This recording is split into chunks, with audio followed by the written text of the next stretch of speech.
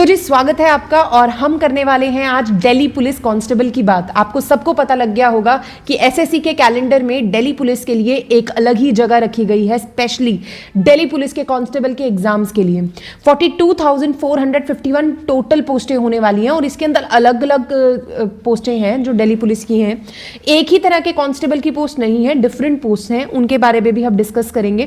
पूरी नोटिफिकेशन को डिस्कस करने के बाद हम एक स्ट्रैटेजिक प्लान डिस्कस करेंगे जिसके अंदर हम सारी की सारी बुक्स या चैनल्स या ऐसे कहें कि पूरी तैयारी कैसे आपकी बेस्ट हो सकती है उसको डिस्कस करेंगे।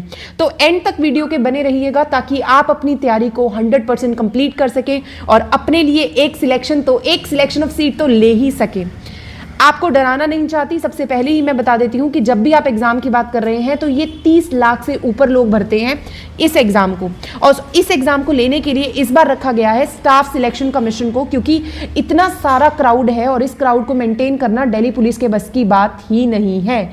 तो ये क्राउड मेंटेन करेगा स्टाफ सिलेक्शन कमीशन, इसलिए एसएससी के कैलेंडर के अंदर यहां पर पोस्टें और डेट्स सब निकल चुका है कि आपका एग्जाम कब होगा, आपकी डेट क्या होगी, उसको मैं स्क्रीन पर डाल दूंगी।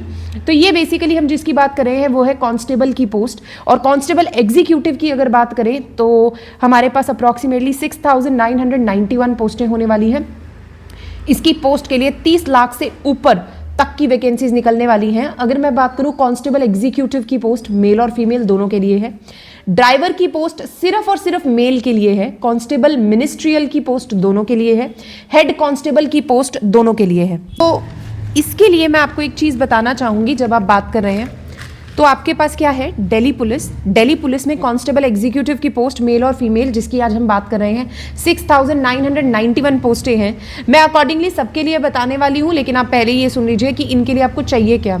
अगर कांस्टेबल ड्राइवर की पोस्ट की बात कर रहे हैं तो इसके लिए सिर्फ मेल है, और मेल में आपको HMV चाहिए। HMV यानी कि हैवी मोटर व्हीकल लाइसेंस, ये बहुत इंपॉर्टेंट है। उसके बाद हेड कांस्टेबल मिनिस्ट्रियल की पोस्ट है। इसके लिए तो मानिए कि सभी चाहते हैं कि ये पोस्ट मिल जाए, क्योंकि ये बिल्कुल वर्कलोड इसका ज़्यादा नहीं होता, 9 to 5 की जॉब होती है, आपको सैटरडेज और संडेज की छुट्टी भी मिल जाती है। तो this is one of the jobs जिसके लिए मोस्टली कह देंगे फीमेल्स हों या मेल्स हों एस्पायर करते हैं।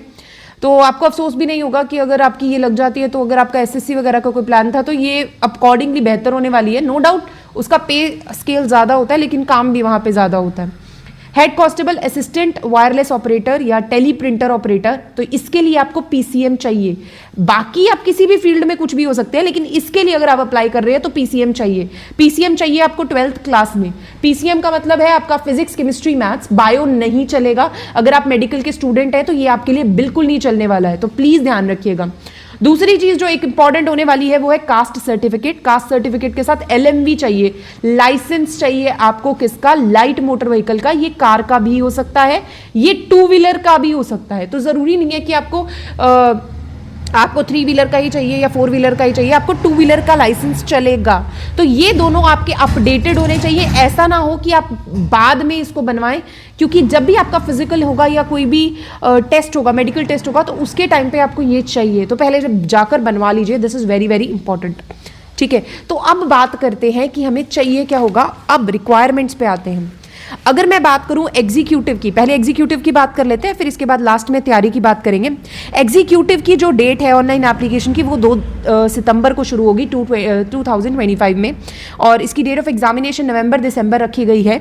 एज लिमिट की अगर मैं बात करूं, 18 से 25 साल इसकी एज लिमिट है। OBC के लिए 18 to 28 ईयर्स। SC/ST के लिए इसकी जो एज लिमिट है वो 18 to 30 ईयर्स। अगर बात करें इसकी एप्लीकेशन फीस की तो 100 रुपये रखी गई है फीस, और विमेन कैंडिडेट्स SC/ST के लिए कोई भी फीस नहीं है, निल है, तो आप इसके लिए अप्लाई कर सकते हैं। अब आते हैं क्वालिफिकेशन के ऊपर। अगर क्वालिफिकेशन की बात करें तो कैंडिडेट्स के पास 10+2 का सर्टिफिकेट होना चाहिए। LMV मैं ऑलरेडी बता चुकी हूँ, और लर्निंग वाला एक्सेप्टेड नहीं होगा।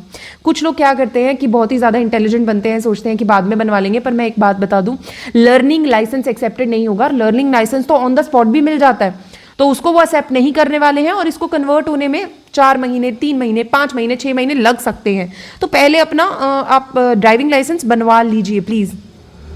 सैलरी आपको 45,000 प्लस मिलेगी, एचआरए मिला के अप्रॉक्सीमेटली 50,000 से ऊपर आपकी सैलरी चली जाएगी आराम से।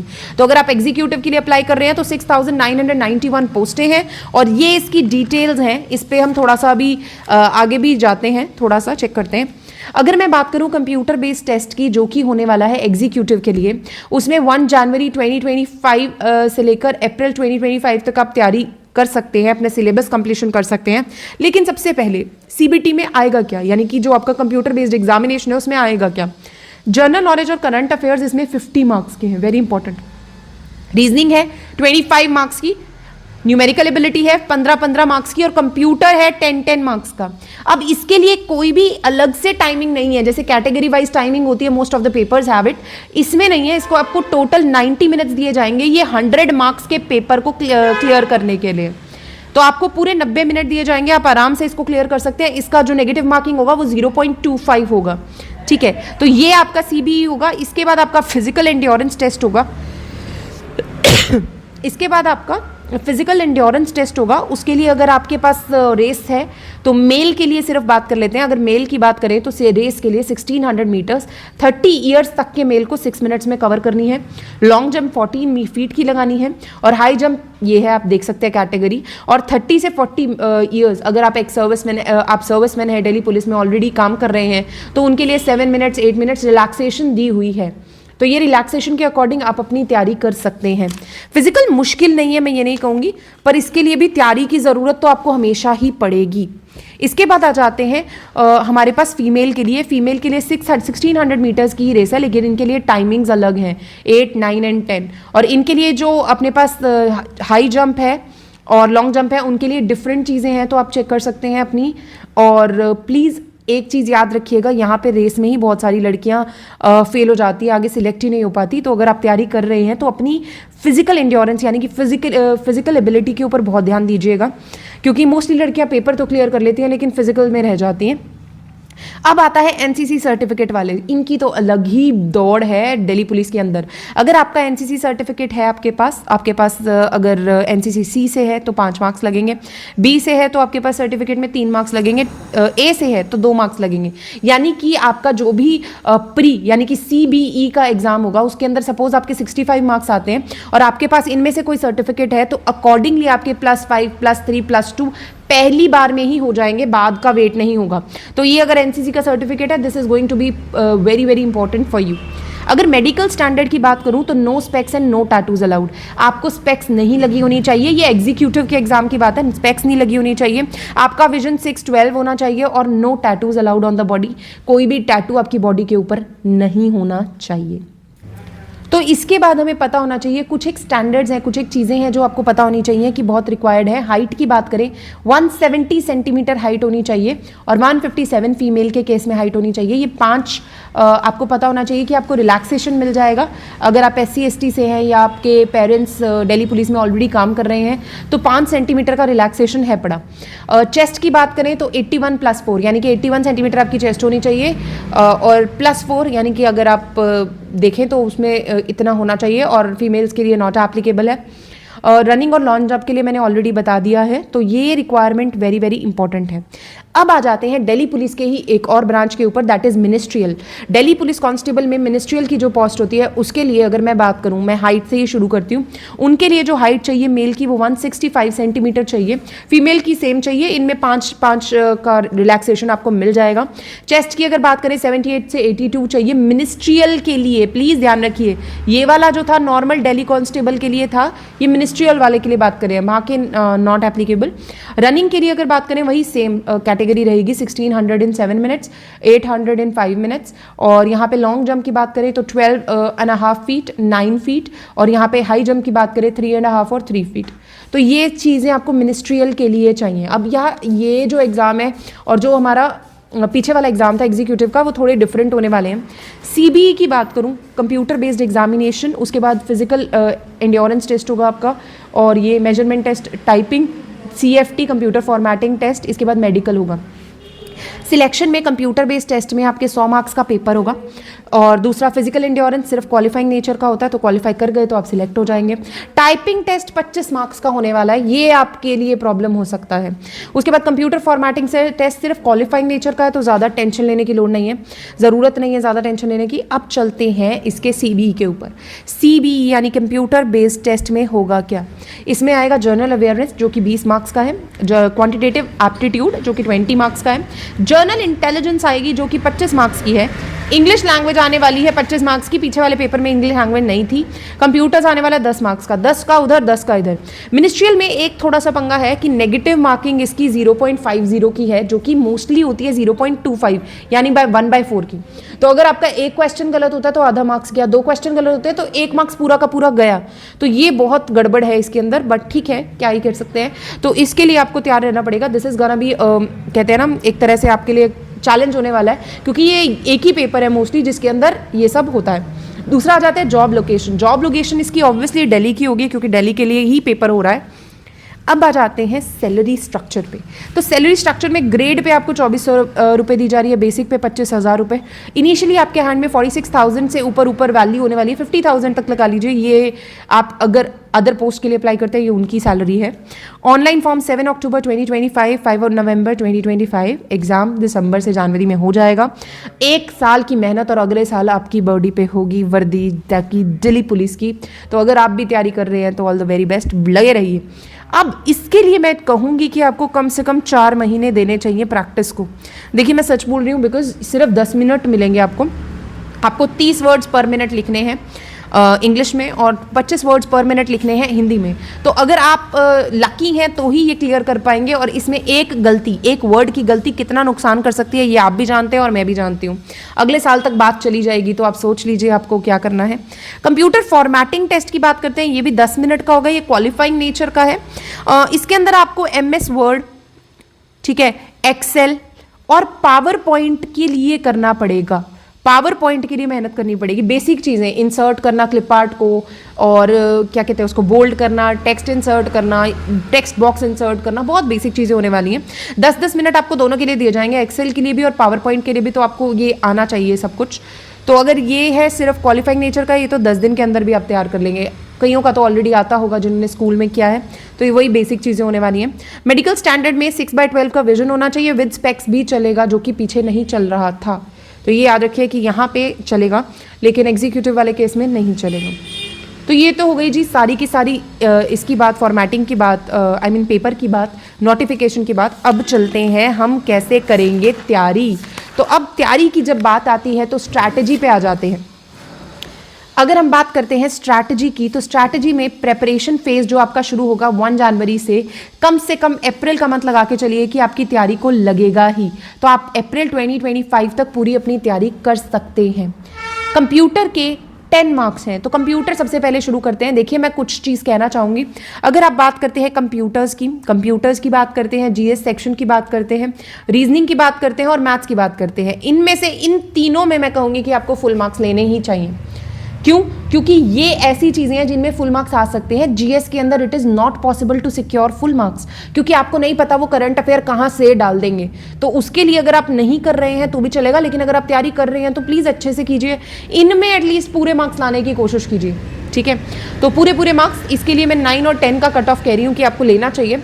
आपको पढ़ने की ज़रूरत है तो आप ऑनलाइन पढ़ सकते हैं। एक नवीन सर करके हैं RWA से, तो ये बहुत अच्छा पढ़ाते हैं। इनकी सीरीज़ है, पीछे प्लेलिस्ट लगी हुई है, तो आप पुरानी प्लेलिस्ट से पढ़ लीजिए, बेहतर है, काम हो जाएगा आपका। SSC बाय परमार कंप्यूटर्स पढ़ाते हैं, सिर्फ वहाँ से पढ़ सकते हैं आप। ये 2 मेरी पसंद के हैं, आपको कोई और पसंद आता है आप वहाँ से कर लीजिए। कंप्यूटर नॉलेज के लिए एक तो किरण पब्लिकेशन की PYQs की बुक ज़रूरी है। देखिए ये 9-10 ऐसे ही नहीं हो जाएंगे, इसमें अगर 10 मार्क्स चाहिए तो प्रैक्टिस तो चाहिए होगी ना। डाटा आप कहीं से भी पढ़ लें, पर प्रैक्टिस करने के लिए जब तक क्वेश्चंस लगाएंगे नहीं तो पता कैसे लगेगा। तो उसके लिए आप क्या कर सकते हैं, आप किरण पब्लिकेशन की बुक ले सकते हैं जिसके अंदर PYQs है। आपको बुक मिल जाएगी, आपको स्क्रीन पे भी दिखाई दे रही होगी। और पिनाकल पब्लिकेशन की बुक है, एक अरिहंत की बुक है। अब इन 3 बुक्स में से आपको जो पसंद आती है आप वो ले लीजिए। मैंने आपको 3 बुक्स बता दी, इनमें से 3 में से एक बुक लीजिए और उसको कम से कम 1 से 2 बार प्रैक्टिस ज़रूर कीजिए जब तक आपका स्कोर इंप्रूव नहीं हो जाता। एक ही बुक को मैं कह रही हूँ कि 2 बार प्रैक्टिस ज़रूर कीजिए, क्योंकि प्रैक्टिस में कमी तो दुर्घटना घटी। तो जीएस सिलेक्शन की बात करते हैं जर्नल स्टडीज़ की। जर्नल स्टडीज़ की जब मैं बात करती हूँ इसके अंदर आता है science, history, polity, geography, economics. देखिए मुझे जो पसंद है वो है ल्यूसेंट की बुक। ल्यूसेंट की बुक बहुत ही अच्छी है, अगर आप ले लेते हैं तो आपके लिए तो कहते हैं कि अगर आपको समझ आ रही है तो आपको एक ही बुक बहुत है, उसके आगे कहीं जाने की ज़रूरत नहीं है। लेकिन अगर ल्यूसेंट नहीं समझ आ रही तो एक अरिहंत की बुक है, आप अरिहंत की बुक ले सकते हैं, वहाँ से कर सकते हैं। बाकी किरण पब्लिकेशन की बुक मैंने सिर्फ और सिर्फ क्वेश्चंस के लिए सजेस्ट की है, एसएससी लेवल के क्वेश्चंस कर लीजिए, आपका काम हो जाएगा।